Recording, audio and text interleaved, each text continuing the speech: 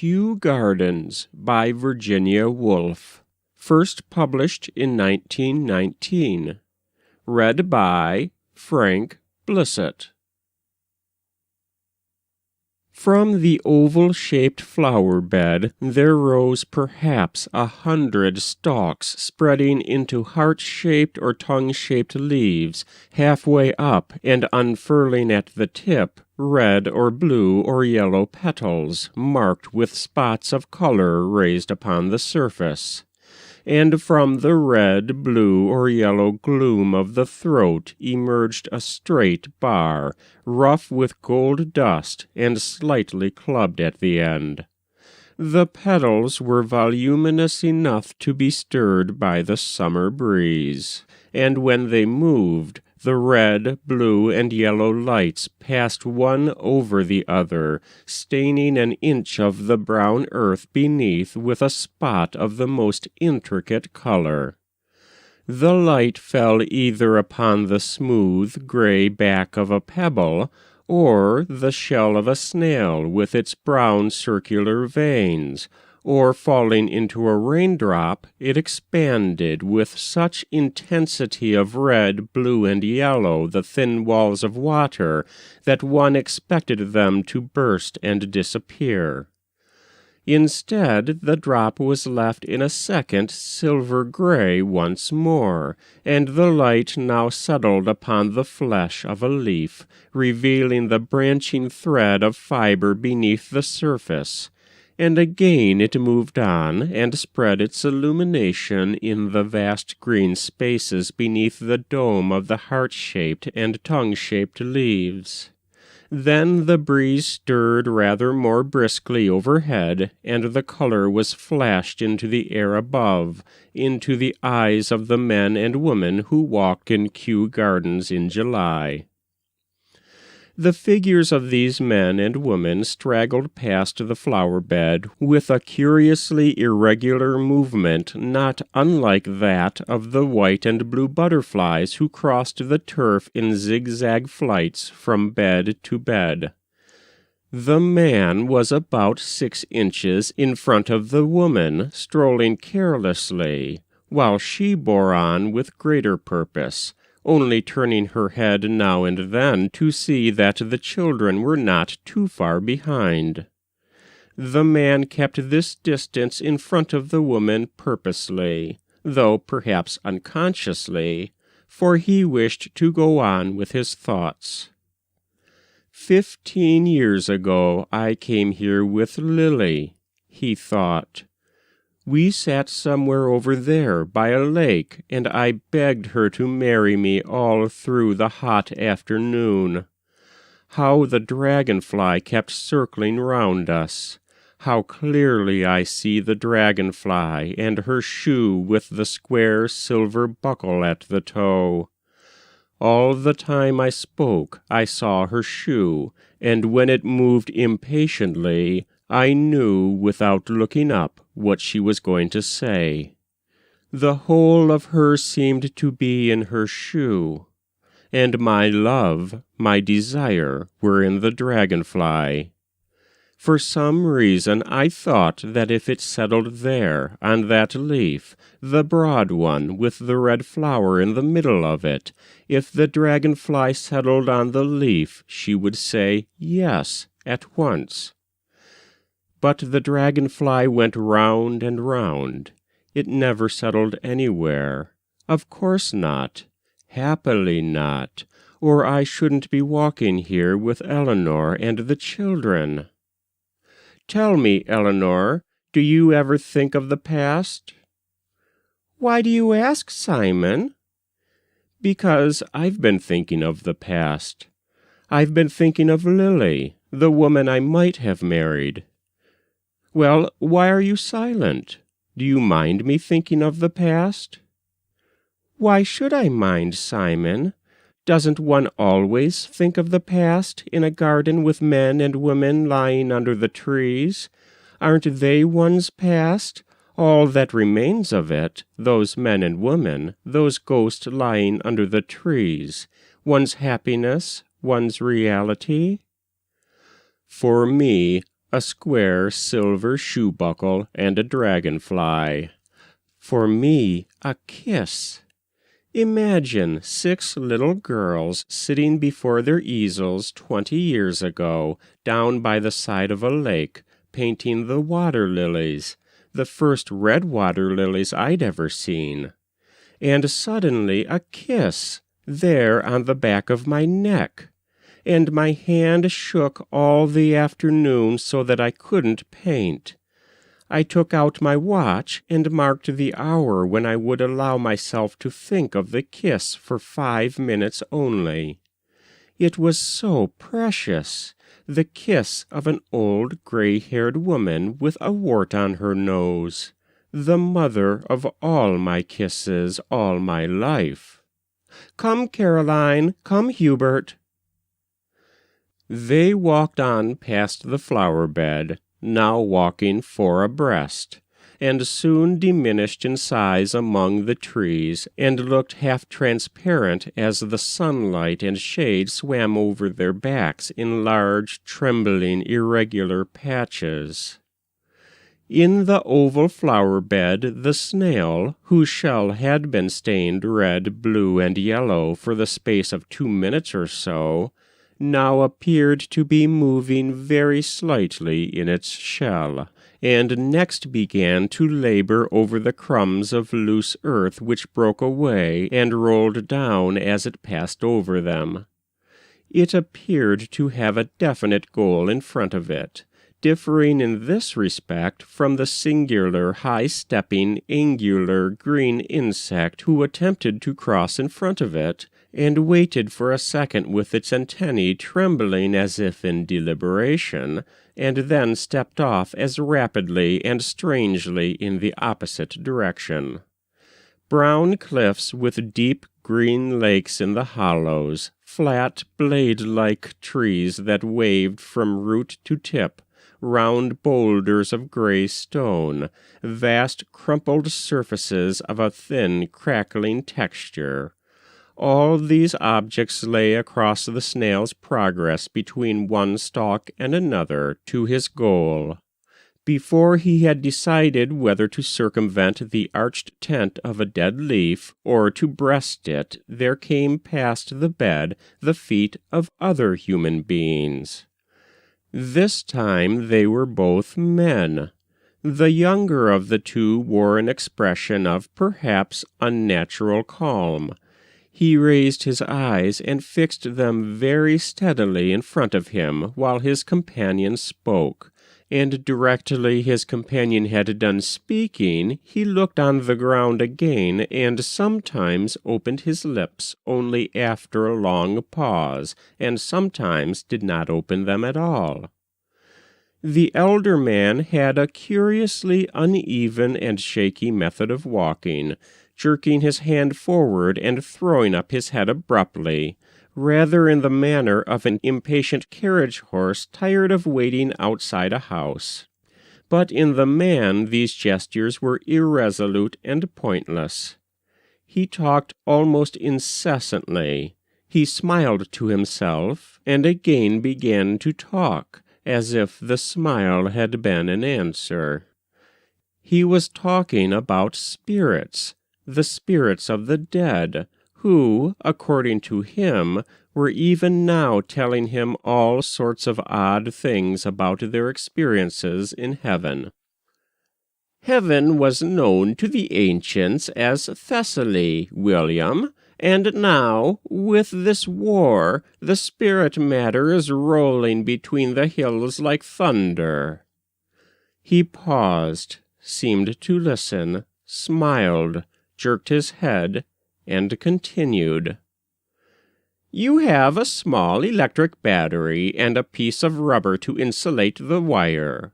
Isolate? Insulate? Well, we'll skip the details. No good going into details that wouldn't be understood. And in short, the little machine stands in any convenient position by the head of the bed, we will say, on a neat mahogany stand. All arrangements being properly fixed by workmen under my direction, The widow applies her ear and summons the spirit by sign as agreed. Woman, widows, woman in black. Here he seemed to have caught sight of a woman's dress in the distance, which in the shade looked a purple-black. He took off his hat, placed his hand upon his heart, and hurried towards her, muttering and gesticulating feverishly. But William caught him by the sleeve and touched a flower with the tip of his walking-stick in order to divert the old man's attention. After looking at it for a moment in some confusion, the old man bent his ear to it and seemed to answer a voice speaking from it, for he began talking about the forests of Uruguay, which he had visited hundreds of years ago in company with the most beautiful young woman in Europe. He could be heard murmuring about forests of Uruguay blanketed with the wax petals of tropical roses, nightingales, sea beaches, mermaids, and women drowned at sea, as he suffered himself to be moved on by William, upon whose face the look of stoical patience grew slowly deeper and deeper.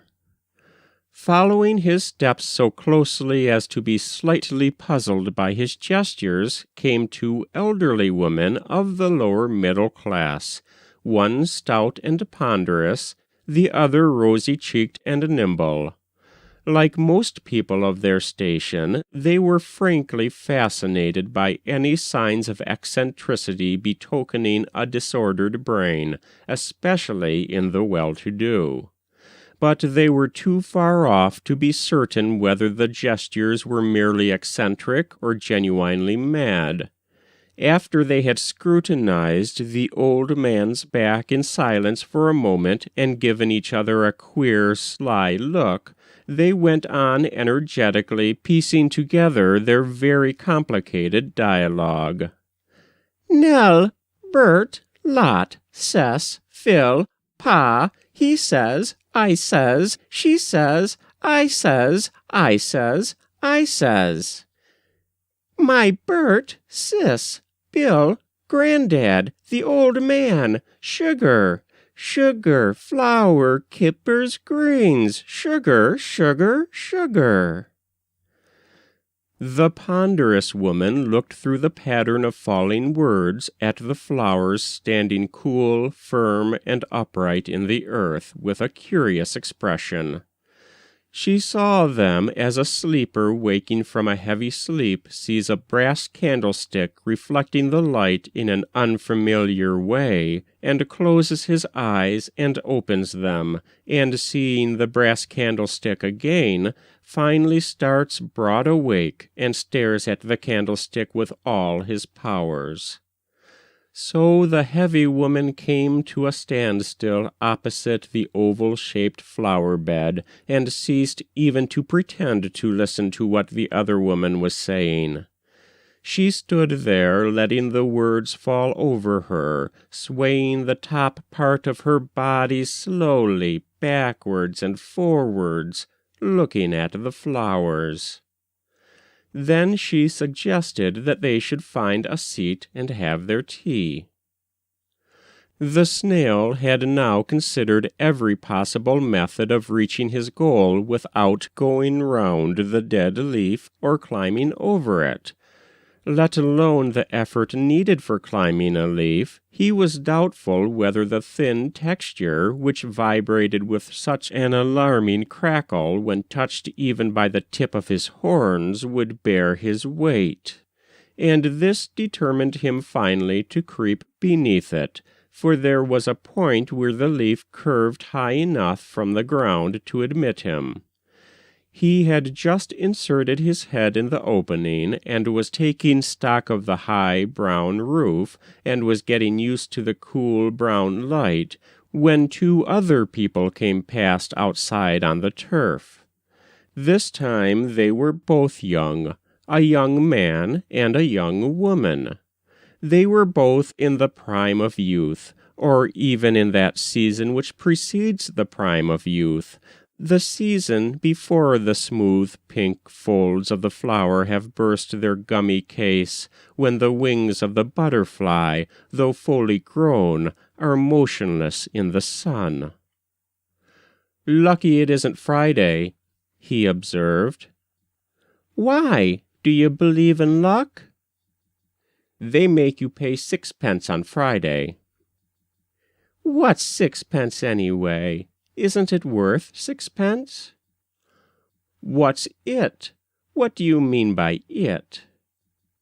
"Oh, anything. You know what I mean." Long pauses came between each of these remarks. They were uttered in toneless and monotonous voices. The couple stood still on the edge of the flower-bed, and together pressed the end of her parasol deep down into the soft earth. The action, and the fact that his hand rested on the top of hers, expressed their feelings in a strange way, as these short, insignificant words also expressed something. Words with short wings for their heavy body of meaning, inadequate to carry them far, and thus alighting awkwardly upon the very common objects that surrounded them, and were to their inexperienced touch so massive. But who knows, so they thought as they pressed the parasol into the earth, what precipices aren't concealed in them, or what slopes of ice don't shine in the sun on the other side. Who knows? Who has ever seen this before? Even when she wondered what sort of tea they gave you at Kew, he felt that something loomed up behind her words, and stood vast and solid behind them, and the mist very slowly rose and uncovered. Oh, heavens! What were those shapes? Little white tables and waitresses who looked first at her and then at him. And there was a bill that he would pay with a real 2-shilling piece, and it was real, all real, he assured himself, fingering the coin in his pocket, real to everyone except to him and to her. Even to him it began to seem real, and then... But it was too exciting to stand and think any longer, and he pulled the parasol out of the earth with a jerk, and was impatient to find the place where one had tea with other people, like other people. "Come along, Trissy, it's time we had our tea." "Wherever does one have one's tea?" she asked with the oddest thrill of excitement in her voice, looking vaguely round and letting herself be drawn on down the grass path, trailing her parasol, turning her head this way and that way, forgetting her tea, wishing to go down there and then down there, remembering orchids and cranes among wildflowers, a Chinese pagoda, and a crimson-crested bird. But he bore her on. Thus one couple after another, with much the same irregular and aimless movement, passed the flower-bed, and were enveloped in layer after layer of green-blue vapor, in which at first their bodies had substance and a dash of color, but later both substance and color dissolved in the green-blue atmosphere. How hot it was! So hot that even the thrush chose to hop like a mechanical bird in the shadow of the flowers, with long pauses between one movement and the next. Instead of rambling vaguely, the white butterflies danced one above another, making with their white, shifting flakes the outline of a shattered marble column above the tallest flowers. The glass roofs of the palm house shone as if a whole market full of shiny green umbrellas had opened in the sun, and in the drone of the aeroplane the voice of the summer sky murmured its fierce soul. Yellow and black, pink and snow-white, shapes of all these colors, men, women, and children were spotted for a second upon the horizon, and then, seeing the breath of yellow that lay upon the grass, they wavered and sought shade beneath the trees, dissolving like drops of water in the yellow and green atmosphere, staining it faintly with red and blue. It seemed as if all gross and heavy bodies had sunk down in the heat, motionless, and lay huddled upon the ground. But their voices went wavering from them, as if they were flames lulling from the thick waxen bodies of candles.